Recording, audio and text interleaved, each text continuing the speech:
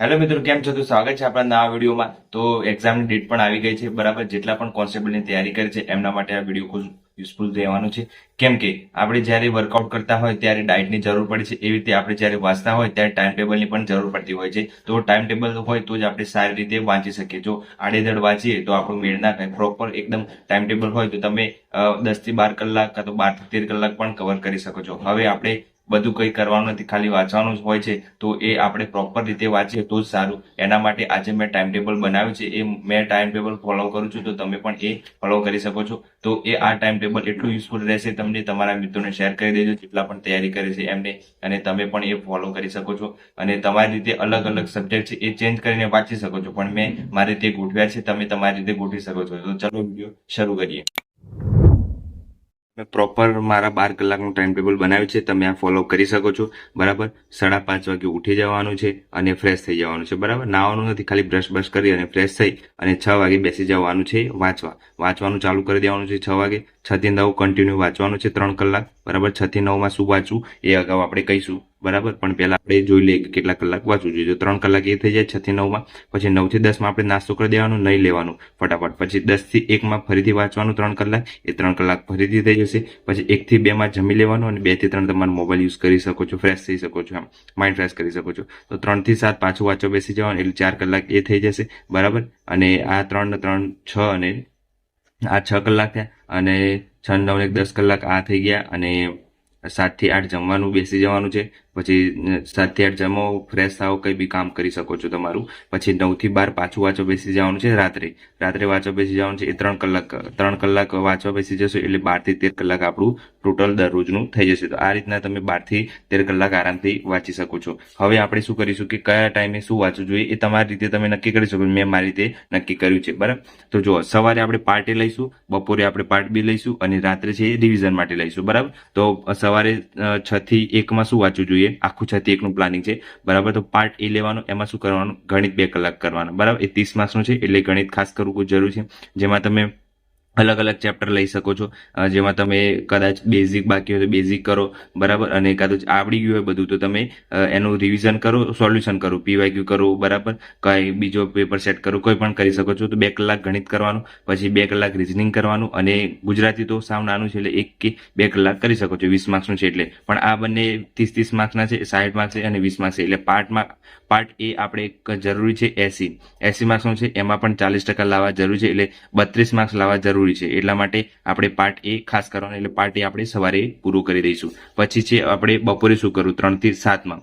તો બપોરે શું કરવાનું, પાર્ટ બી લેવાનું. પાર્ટ બી માં શું કરવાનું, ખાસ કરીને બંધારણ આઈએમપી છે, તો બંધારણ વધારે માર્ક્સનું છે, 2 કલાક એ લેવાના, 30 માર્ક્સનું. તમે તમારી રીતે કોઈ બી કલાક લઈ શકો છો. તમારે બંધારણ આખું કરવું છે તો બંધારણ પણ કરી શકો છો, પણ મારા ખ્યાલથી આવી રીતે ફોલો કરજો. તો 30 માર્ક્સ કવર કરવાના છે. તો પાર્ટ બી માં પણ વધારે માર્ક્સ લાવવા જરૂરી છે, તો બંધારણ ખાસ કરવાનું. પછી ભૂગોળ લઈ લેવાનું 2 કલાક, અને ઇતિહાસ લઈ લેવાનું 1 કલાક, બરાબર. એટલે આ 5 કલાક આ થઈ જશે. એટલે આપણે આરામથી આ રીતના વાંચી શકીએ છીએ પાર્ટ 2, બરાબર.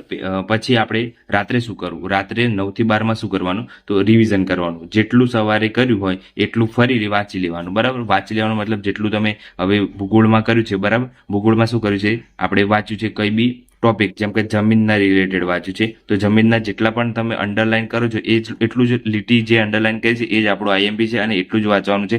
ફરીથી આખી બુક વાંચવાની નથી. જેટલી અંડરલાઈન કરી છે એટલું જ વાંચવાનું, બરાબર. અને બીજું કે ઇતિહાસ વાંચો તો સિંધુ ખીણની સભ્યતા કરી છે, તો સિંધુ ખીણના સભ્યતામાં તમે લોથલ કર્યું છે, તો લોથલમાં શું શું આવેલું છે, તો જેટલું ટીક કર્યું છે એટલું જ કરવાનું, આખું કરવાનું જરૂર નથી. નહીં તો આખું તમે 3 કલાકમાં રિવિઝન નહીં કરી શકો આ બધા સબ્જેક્ટ. એટલે જેટલું આઈએમપી તો કદાચ તમારા નોટ્સ છે તો નોટ્સ જ રિવિઝન કરવાની છે, રાત્રે 3 કલાક, બરાબર. એટલે એટલું વાંચી લેવાનું, એટલે વાંધો ના આવે. એટલે સવારે, બપોરે અને રાત્રે શું વાંચવું એ આ રીતના તમે તમારી રીતે નક્કી કરી શકો છો. પછી મેં આ સબ્જેક્ટ લખ્યા છે એ પાર્ટ એ તો બરાબર જ છે, પણ પાર્ટ બી માં તમે કોઈ બી સબ્જેક્ટ લઈ શકો છો. ભૂગોળની જગ્યાએ તમે વારસો લેવો તો વારસો લઈ શકો છો. તમારું જે વીક સબ્જેક્ટ હોય એ એક લેવાનું આમાં પાર્ટ બી માં, બરાબર. બંધારણ તો ખાસ લેવાનું જ, પણ એના સાથે સાથે તમારું કોઈ વીક સબ્જેક્ટ હોય એ લઈ શકો છો. વિજ્ઞાન લઈ શકો છો, કાં તો વારસો લઈ શકો છો, કાં તો કરંટ અફેર લઈ શકો છો, જીકે લઈ શકો છો. કોઈ બી એક સબ્જેક્ટ લઈ લેવાનું. પછી એ સબ્જેક્ટ પૂરું થાય પછી આપણે સબ્જેક્ટ બદલતા રહેવાના, એમ એ રીતના પાર્ટ આરબીમાં ખાસા સબ્જેક્ટ છે, બરાબર. એટલે ઇતિહાસ, ભૂગોળ, વારસો, પછી જીકે છે, પછી વિજ્ઞાન છે, બરાબર, કરંટ અફેર છે. આ સબ્જેક્ટ છે એ તમે આ સબ્જેક્ટ પૂરા થઈ જાય પછી આ સબ્જેક્ટ લઈ શકો છો. પણ જેટલું તમારી વીક સબ્જેક્ટ હોય એ એક સાથે રાખવાનું, બંધારણ પણ સાથે રાખવાનું, અને પછી રિવિઝન રાત્રે એનું કરી દેવું જોઈએ, બરાબર. તો હવે આપણે શું કરવું જોઈએ, રિવિઝન કેવી રીતે કરવું જોઈએ, યાદ કેવી રીતે રાખવું જોઈએ, એની વાત કરીએ. તો અત્યારે બધા વાંચતા જ હોય છે, બરાબર. બધા 10 થી 12 કલાક વાંચી લે, પણ એમને યાદ નથી રહેતું. યાદ ના રહેવાનું કારણ એ છે કે તમે રિવિઝન નથી કરતા, રિવિઝનનો અભાવ છે. તો રિવિઝન કેવી રીતે કરવું જોઈએ, મેં કીધું એ પ્રમાણે દર વખતે હું વિડીયોમાં કહેતો જાઉં છું અને આજે પણ કહું છું કે રિવિઝન એવી રીતના કરું જે કે સવારે આપણે વાંચ્યું છે, બરાબર, એનું આખું જેટલું વાંચ્યું છે એને રાત્રે જ્યાં સુધી તમે રિવિઝન ના કરો ત્યાં સુધી સુવાનું નહીં. તો આખું રિવિઝન પૂરું કરી દો રાત્રે, પછી રાત્રે રિવિઝન પૂરું થઈ જાય પછી સુઈ જાઓ, અને પછી એને સૂતા પહેલા થોડી વાર મનન કરો કે મેં આટલું વાંચ્યું. બધું મનન કરવાની જરૂર નથી, જેટલું તમને યાદ રહે એટલું મનન કરવાનું, યાદ રાખવાનું. મેં આજે લોથલ વાંચ્યું, આ વાંચ્યું, તે વાંચ્યું, બધું રિવિઝન થઈ જાય. એ રીતના મનન કરતા કરતા સુઈ જવાનું. પછી સવારે વહેલા ઉઠો છો તો સવારે વહેલા ઉઠી અને પછી એને એકવાર પાછું ફટાફટ નજર મારી લેવાની કે આપણે શું વાંચ્યું હતું ગઈકાલે, એ બધું વંચાઈ જાય પછી જ આપણે નવું શરૂઆત કરવાની. કેમ કે નવું શરૂઆત કરશો અને આગલું ભૂલી જશો તો કોઈ મતલબ નથી. એટલે જ્યાં સુધી રિવિઝન ના થાય આ રીતના તો ત્યાં સુધી વાંચતું રહેવાનું. પછી એ સવારે વંચાઈ જાય પછી શું કરવાનું, એને વીકલીમાં લઈ જવાનું કે અઠવાડિયામાં, જેમ કે સોમથી શનિ હું વાંચીશ, રવિવારે મારા આખું રિવિઝનના જેટલા વાંચ્યું છે એ બધું રવિવારે હું આખું રિવિઝન કરીશ, બરાબર. તો રવિવારે રિવિઝનનું રાખવાનું, એટલે એ અઠવાડિયાનું રિવિઝન થઈ ગયું, એટલે 2 રિવિઝન થયા, બરાબર. ટોટલ 3 રિવિઝન થયા, એક રાત્રે, એક સવારે અને એક અઠવાડિયામાં, બરાબર. આ 3 રિવિઝન થયા. પછી એક મહિનામાં 1-2 દિવસ રાખવાના છેલ્લા, બરાબર. 29-30 દિવસ, 29 અને 30 તારીખ હું રિવિઝન કરીશ. તો એ 2 દિવસમાં આખા મહિનાનું જેટલું પણ વાંચ્યું હોય એ બધું ફટાફટ રિવિઝન કરી લેવાનું. એટલે આ 4 રિવિઝન. તો આ 4 રિવિઝન તમે કરશો તો તમે ઓટોમેટિક તમારે યાદ રહી જશે. તો દરરોજનું દરરોજ કરવાનું, રિવિઝન પણ કરવાનું, અને જેટલું નવું કરો છો એના કરતાં જૂનું જેટલું કર્યું છે એ યાદ રાખવાની કોશિશ કરવાની, અને રોજનું મનન કરવાનું. આટલું કરશો એટલે વાંધો આવશે નહીં. હવે ગણિતમાં બધાને પ્રોબ્લેમ થતી હોય તો ગણિતમાં શું કરવાનું, ગણિતમાં પહેલા બેઝિક કરો, બરાબર. બેઝિક મેથ્સ કરો. હજુ ટાઈમ છે તમારી જોડે 3 મહિનાનો, તો 3 મહિનામાં આરામથી કવર કરી શકો છો ગણિત. તો ગણિતનું દરરોજ લઈને બેસવાનું, એમાં બેઝિક કરવાનું. બેઝિકમાં ભાગાકાર, ગુણાકાર, સરળ, બાદબાકી તમારે ખતરનાક હોવા જોઈએ. તો તમે એક્ઝામ્પલ છે એ સેકન્ડોમાં ગણી શકો છો. 20 થી 30 સેકન્ડમાં એક એક્ઝામ્પલ સોલ્વ કરવાનું રહેશે એક્ઝામમાં. એટલે આપણે બેઝિક મેથ્સ પાવરફુલ હોવું જોઈએ. પછી 20 ગુણ્યા 30 કરવાનો હોય તો બધા 20 ગુણ્યા 30 કરતા હોય છે, પણ એમને 3 દુ 6 અને 600 મૂકી દેવા, ડાયરેક્ટ 00. એવું ઘણાને નથી ખબર હોતું. તો એ બધું બેઝિક છે એ બધું ખાસ ખ્યાલ હોવું જોઈએ, બરાબર. અને ઘનમૂળ આવડવું જોઈએ, વર્ગમૂળ આવડવું જોઈએ, મોટે ફટાફટ આવડી જવું જોઈએ. તો વર્ગ આવડવા જોઈએ, ઘન આવડવો જોઈએ, બરાબર. 1 થી 30 સુધીના વર્ગ આવડવા જોઈએ અને 1 થી 15 સુધીના ઘન આવડે તો એક્ઝામમાં તમને કોઈ પાછળ પાડી ના શકે, ફટાફટ એક્ઝામ આવી જાય, એક્ઝામ્પલના સોલ્વ કરી શકો એમ. પછી રિઝનિંગ છે. રિઝનિંગ તો બધાને આવડતું જ હોય છે, પણ પ્રેક્ટિસ કરી ખાસ જરૂરી છે. ઘણાને રિઝનિંગ આવડતું હોય છે પણ એક્ઝામમાં જાય અને જ્યારે ગણવા બેસે ત્યારે એમને ખોટું જવાબ આવે, પછી ઘરે આવીને ખબર પડે કે મારે ખોટું પડ્યું છે એમ. તો બને ત્યાં સુધી રિઝનિંગની પ્રેક્ટિસ કરવાની સવારથી સાંજ સુધીમાં. તો રિઝનિંગ પ્રેક્ટિસ કરશો તો જ આવડશે, પ્રેક્ટિસ કર્યા વગર નહીં આવડે. એટલે એમ ના સમજવું કે મને આવડે છે એમ. પ્રેક્ટિસ દરેક સબ્જેક્ટની કરવાની. ગુજરાતી છે એ 1 કે 2 કલાક તમે દરરોજનું લઈ શકો છો. ગુજરાતીમાં કંઈ ખાસ નથી, ફકરા ઉપરથી જવાબ આપવાના છે, બરાબર. થોડું ઘણાને ના આવડતું હોય પણ પ્રેક્ટિસ કરવાનો સબ્જેક્ટ છે, પ્રેક્ટિસ કરશો તો ઓટોમેટિક આવડી જશે. તો ગુજરાતી પણ પ્રેક્ટિસ કરજો.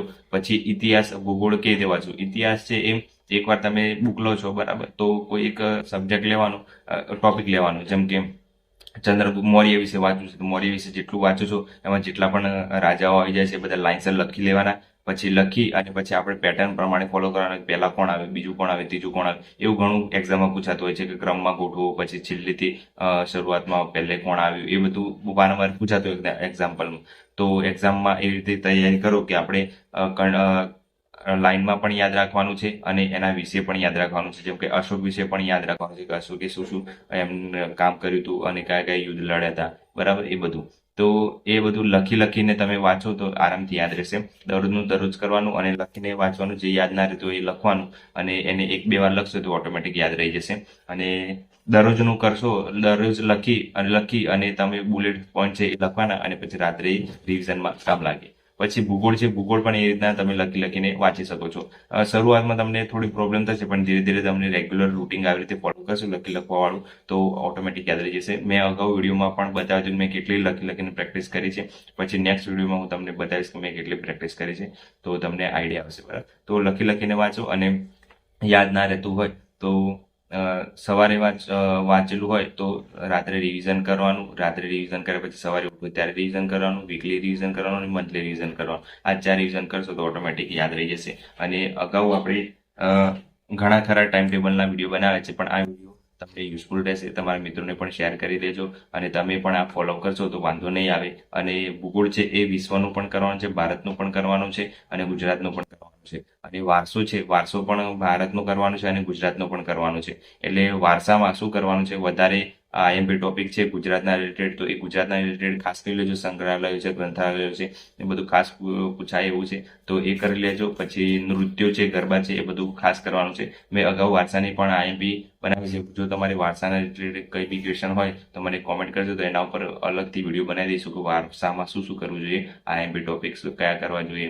પછી જીકેમાંથી પણ વારસામાં પૂછાતું હોય છે તો એ પણ આપણે કેવી રીતે કરવું જોઈએ. તો વારસાઓ કદાચ હાર્ડ પડતો હોય તો કોમેન્ટ કરજો, તો આપણે એના ઉપર પણ વિડીયો બનાવી દઈશું, બરાબર. અને ટાઈમ ટેબલ આ રીતના ફોલો કરજો, તમને ખૂબ યુઝફુલ થશે. એક્ઝામમાં 3 મહિના બાકી છે તો એ 3 મહિનામાં આરામથી તમારો સિલેબસ છે એ કવર પણ થઈ જશે અને રિવિઝન પણ થઈ જશે અને સારી રીતે યાદ પણ રહી જશે. આવી રીતે ફોલો કરશો તો.